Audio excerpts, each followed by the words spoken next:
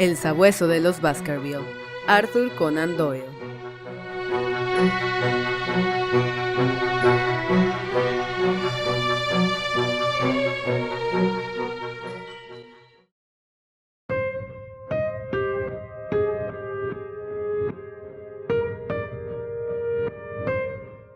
Capítulo 2. La maldición de los Baskerville. Traigo un manuscrito en el bolsillo, dijo el doctor James Mortimer. Lo he notado al entrar usted en la habitación, dijo Holmes. Es un manuscrito antiguo, primera mitad del siglo XVIII, a no ser que se trate de una falsificación. ¿Cómo lo sabe? Los 3 o 4 centímetros que quedan al descubierto me han permitido examinarlo mientras usted hablaba. Una persona que no está en condiciones de calcular la fecha de un documento con un margen de error de una década más o menos no es un experto. Tal vez conozca usted mi modesta monografía sobre el tema. Yo lo situaría hacia 1730. La fecha exacta es 1742. El doctor Mortimer sacó el manuscrito del bolsillo interior de la levita. Sir Charles Baskerville, cuya repentina y trágica muerte hace unos 3 meses causó tanto revuelo en Devonshire, confió a mi cuidado este documento de su familia. Quizá debe explicar que yo era amigo personal suyo, además de su médico. Sir Charles, pese a ser un hombre resuelto, perspicaz, práctico y tan poco imaginativo como yo, consideraba este documento una cosa muy seria y estaba preparado para que le sucediera lo que finalmente puso fin a su vida. Holmes extendió la mano para recibir el documento y lo alisó colocándoselo sobre la rodilla. Fíjese usted, Watson, en el uso alternativo de la S larga y corta. Es uno de los indicios que me han permitido calcular la fecha. Por encima de su hombro contemplé el papel amarillento y la escritura ya borrosa. En el encabezamiento se leía Mansión de los Baskerville y debajo, con grandes números irregulares, 1742. ¿Parece una declaración? Sí, es una declaración acerca de cierta leyenda relacionada con la familia de los Baskerville. Pero imagino que usted me quiere consultar acerca de algo más moderno y práctico. De inmediata actualidad, una cuestión en extremo práctica y urgente que hay que decidir en un plazo de 24 horas, pero el relato es breve y está íntimamente ligado con el problema. Con su permiso voy a proceder a leérselo. Holmes se recostó en el asiento, unió las manos por las puntas de los dedos y cerró los ojos con gesto de resignación. El doctor Mortimer volvió el manuscrito hacia la luz y leyó con voz aguda, que se quebraba a veces, la siguiente narración pintoresca y extraña al mismo tiempo. Sobre el origen del sabueso de los Baskerville se han dado muchas explicaciones, pero yo procedo en línea recta de Hugo Baskerville, y la historia me la contó mi padre, que a su vez la supo de mi abuelo. La he puesto por escrito, convencido de que todo sucedió exactamente como aquí se relata. Con ello quisiera convencerles, hijos míos, de que la misma justicia que castigue el pecado puede también perdonarlo sin exigir nada a cambio, y que toda interdición puede a la larga superarse gracias al poder de la oración y el arrepentimiento. Aprendan de esta historia a no temer los frutos del pasado, sino más bien en ser circunspectos en el futuro, de manera que las horribles pasiones por las que nuestra familia ha sufrido hasta ahora tan atrozmente no se desaten de nuevo para provocar nuestra perdición. Sepan que la época de la Gran Rebelión, y mucho les recomiendo la historia que de ella escribió el sabio Lord Clarendon, el propietario de esta mansión de los Baskerville. Era un Hugo del mismo apellido, y no es posible ocultar que se trata del hombre más salvaje, soez y sin Dios que puede imaginarse. Todo esto, a decir verdad, podrían habérmelo perdonado sus coetáneos, dado que los santos no han florecido nunca por estos contornos, si no fuera porque había además en él un gusto por la lascivia y la crueldad que lo hicieron tristemente célebre en todo el occidente del país. Sucedió que este Hugo dio en amar, si a decir verdad a una pasión tan tenebrosa se le puede dar un nombre tan radiante, a la hija de un pequeño terrateniente que vivía cerca de las propiedades de los Baskerville. Pero la joven, discreta y de buena reputación, evitaba siempre a Hugo por el temor que le inspiraba su nefasta notoriedad.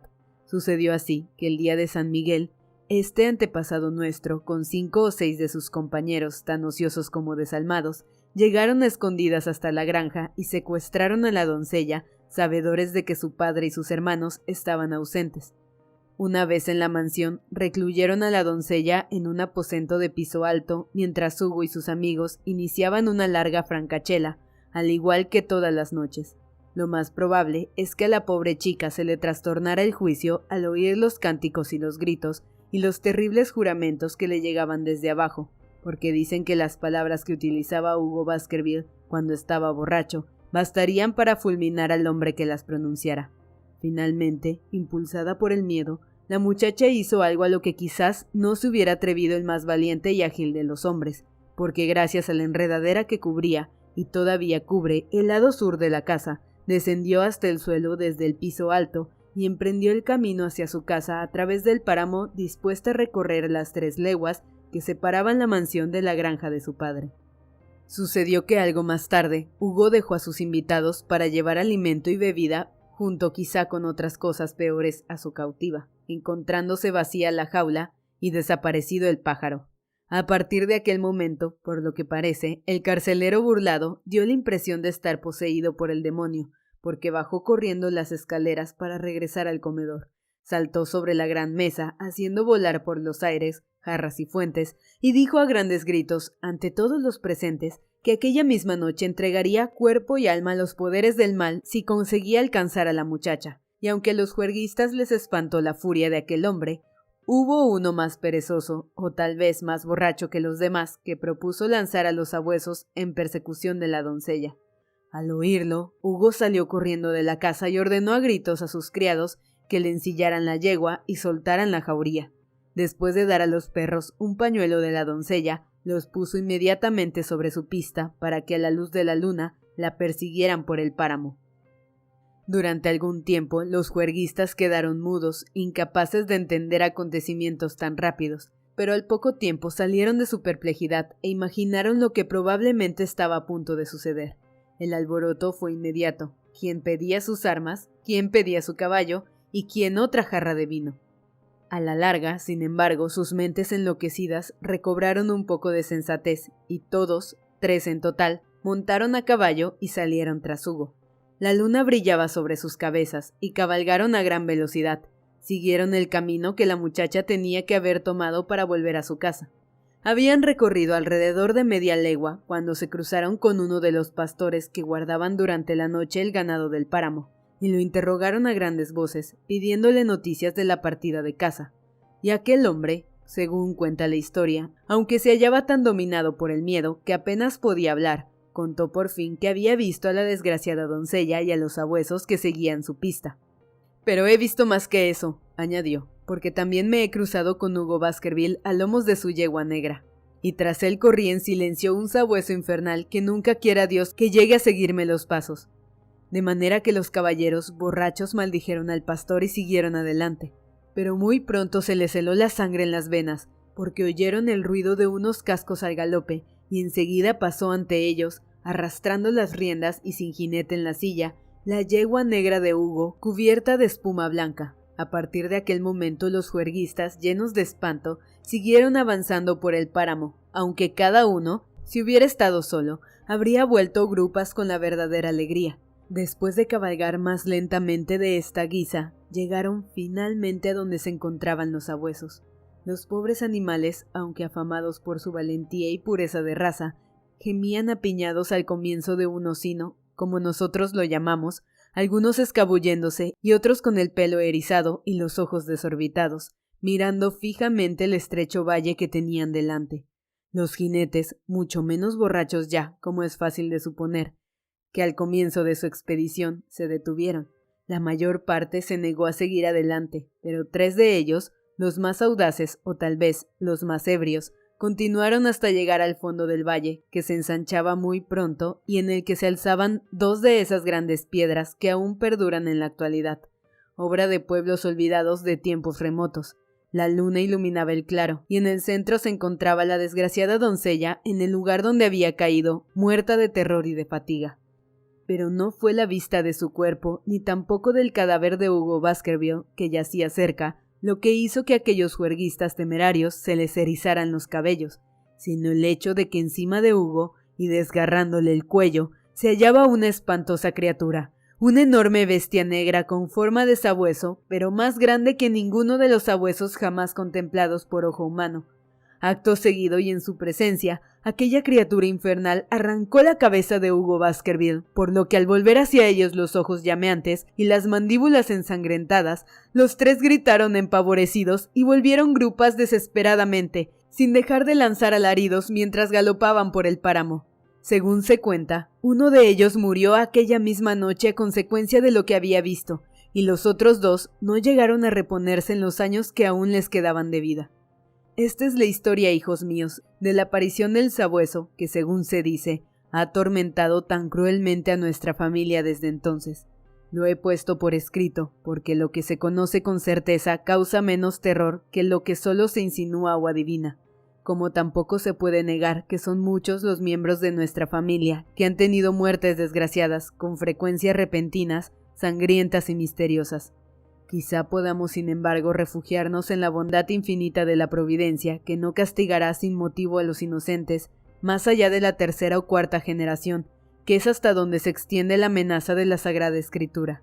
A esa providencia, hijos míos, les encomiendo ahora y les aconsejo, como medida de precaución, que se abstengan de cruzar el páramo durante las horas de oscuridad en las que triunfan los poderes del mal. De Hugo Baskerville para sus hijos Roger y John, instándoles a que no digan nada de su contenido a Elizabeth, su hermana. Cuando el doctor Mortimer terminó de leer aquella singular narración, se alzó los lentes hasta colocárselos en la frente y se quedó mirando a Sherlock Holmes de hito en hito. Este último bostezó y arrojó al fuego la colilla del cigarrillo que había estado fumando. «Y bien», dijo, «¿le parece interesante? Para un coleccionista de cuentos de hadas». El doctor Mortimer se sacó del bolsillo un periódico doblado. «Ahora, señor Holmes, voy a leerle una noticia un poco más reciente, publicada en el Devon County Chronicle, el 14 de junio de este año. Es un breve resumen de la información obtenida sobre la muerte de Sir Charles Baskerville, ocurrida pocos días antes». Mi amigo se inclinó un poco hacia adelante y su expresión se hizo más atenta. Nuestro visitante se ajustó las gafas y comenzó a leer. El fallecimiento repentino de Sir Charles Baskerville, cuyo nombre se había mencionado como probable candidato del Partido Liberal de Mid Devon para las próximas elecciones, ha entristecido a todo el condado.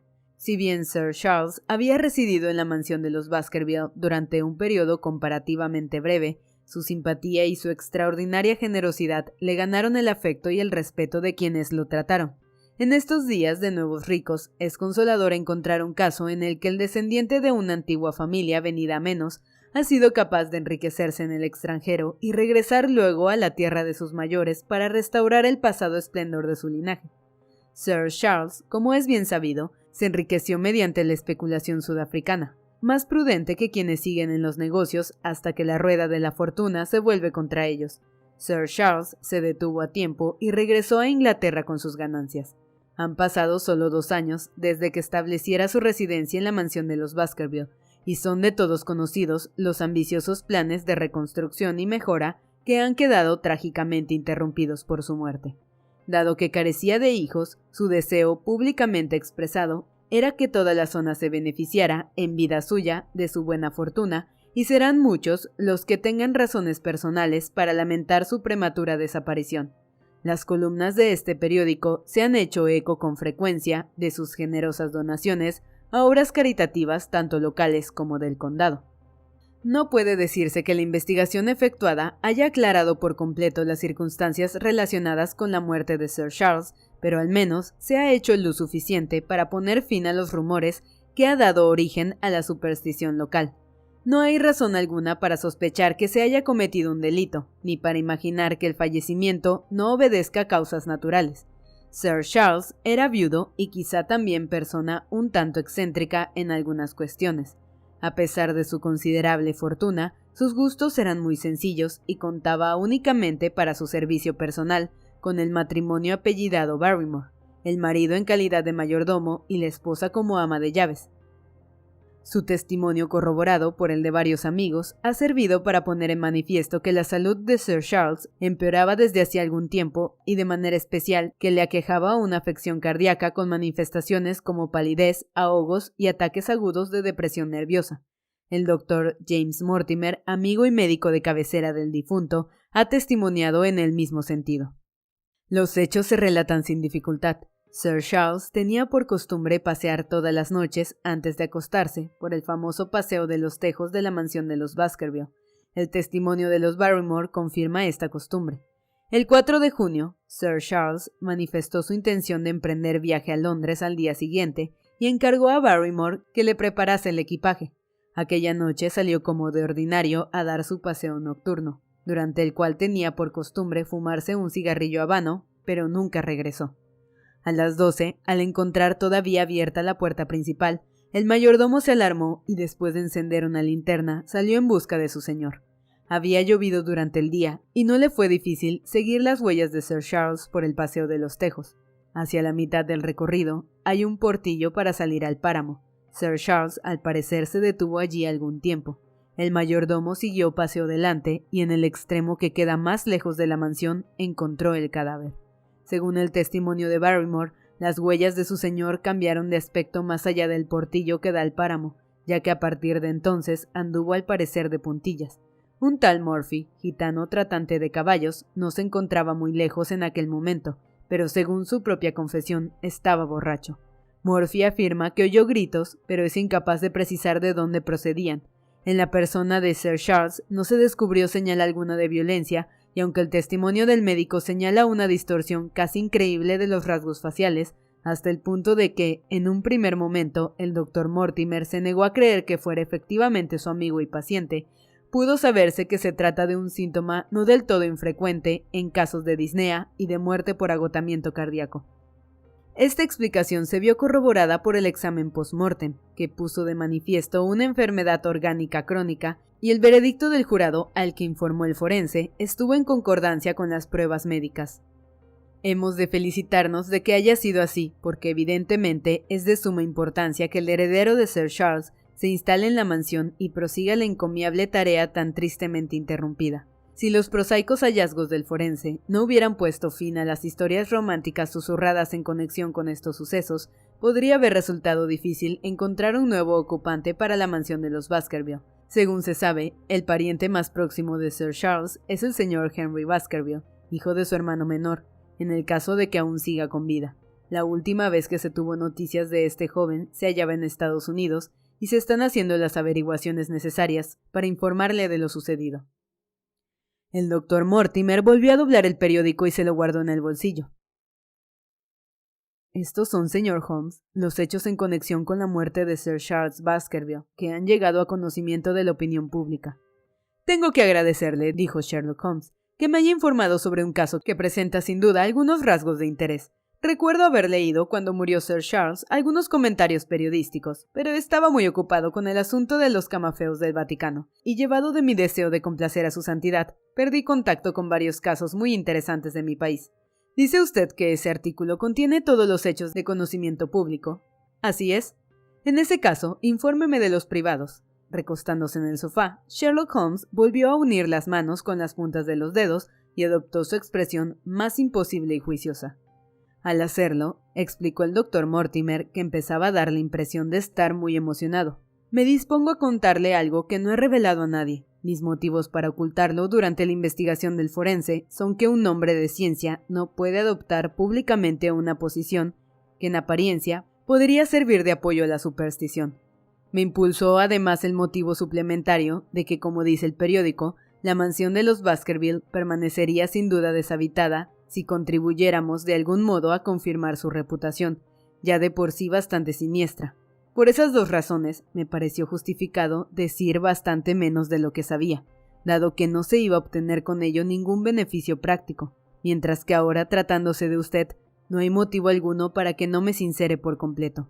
El páramo está muy escasamente habitado, y los pocos vecinos con que cuenta se visitan con frecuencia.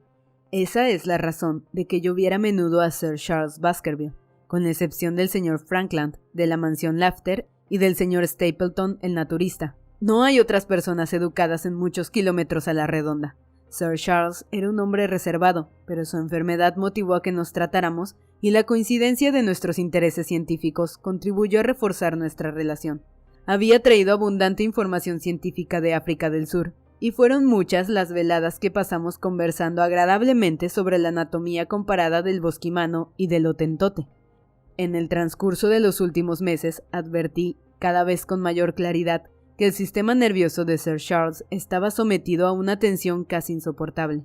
Se había tomado tan excesivamente en serio la leyenda que acabo de leerle, que si bien paseaba por los jardines de su propiedad, nada le habría impulsado a salir del páramo durante la noche. Por increíble que pueda parecerle, señor Holmes, estaba convencido de que pesaba sobre su familia un destino terrible, y a decir verdad, la información de que disponía acerca de sus antepasados no invitaba al optimismo. Le obsesionaba la idea de una presencia horrorosa y en más de una ocasión me preguntó si durante los desplazamientos que a veces realizo de noche por motivos profesionales, había visto alguna criatura extraña o había oído los ladridos de un sabueso. Esta última pregunta me la hizo en varias ocasiones y siempre con una voz alterada por la emoción. Recuerdo muy bien un día, aproximadamente 3 semanas antes del fatal desenlace, en que llegué a su casa ya de noche. Sir Charles estaba casualmente junto a la puerta. Yo había bajado de mi caleza y al dirigirme hacia él advertí que sus ojos, fijos en algo situado por encima de mi hombro, estaban llenos de horror. Al volverme, solo tuve tiempo de vislumbrar lo que me pareció una gran ternera negra que cruzaba por el otro extremo del paseo.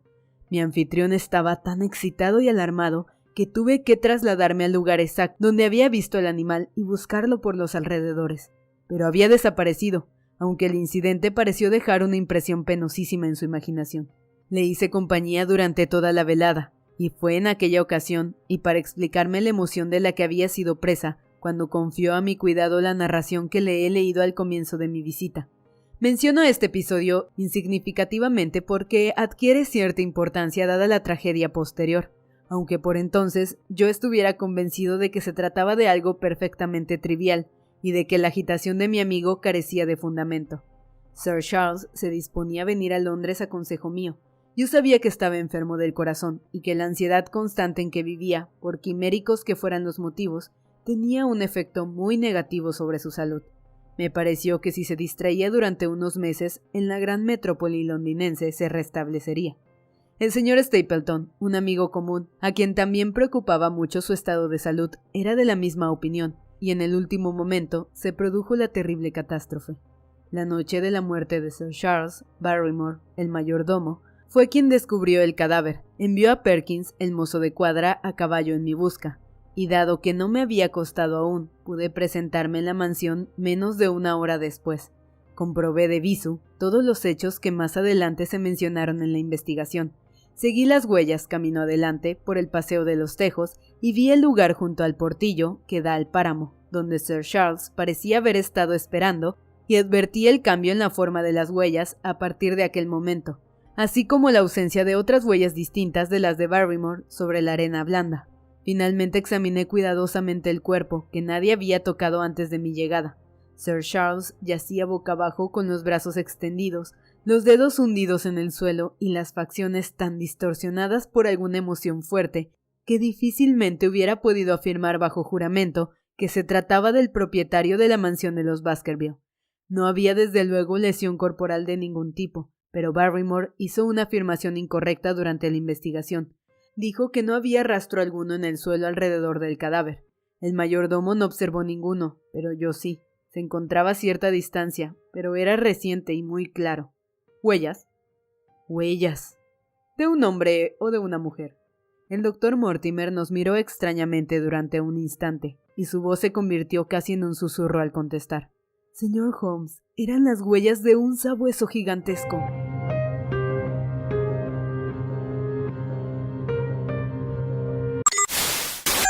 Si te ha gustado esta historia, dale like, compártela y suscríbete a nuestro canal. Tenemos capítulos nuevos todos los lunes, miércoles y viernes. También nos puedes seguir en nuestras redes sociales, Facebook, Instagram y Twitter. Encontrarás los links en la caja de descripción, así como toda la información sobre el texto que acabas de escuchar.